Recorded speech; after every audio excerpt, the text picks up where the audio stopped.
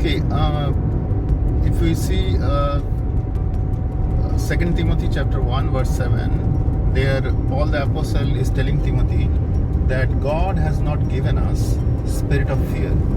So spirit of fear is not from God. If you are frightened about anything, your job, your personal life, your education, your future, your family, your health, fear is not from God actually. It might have come from your wrong understanding.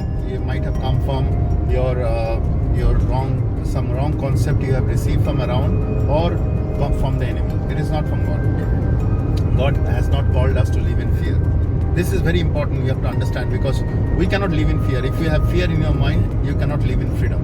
God has called us to live in freedom and faith. Faith and freedom cannot operate if you have fear in your mind. This is very important for mind renewal. This is very important to live a life of faith.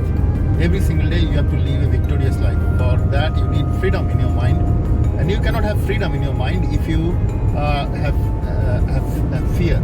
If you have continuous fear, you cannot live in freedom. You cannot live in faith life. Faith and fear are opposite. This is one important thing about this verse.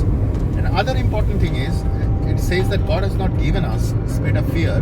Then it says that power, love, and sound mind. When fear comes, fear will destabilize all these three things.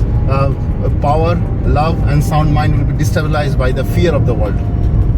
Be careful, and we should not allow ourselves to give to the fear of the world. Fear is very dangerous actually. Fear will try to control our mind, and fear will try to control our mind and try to destabilize all these things. But God has given us victory, and victory is through His power, love, and sound mind. Every believer is called to live in power, love, and sound mind. You are not just ordinary person. You are extraordinary in Jesus Christ. His power and strength is there inside you, and He has given you power, love, and sound mind. And be joyful with that, and understand how you have to utilize that power, love, and sound mind, so that God's kingdom will be established and we'll be able to walk in His freedom. May God bless you with this. Thank you.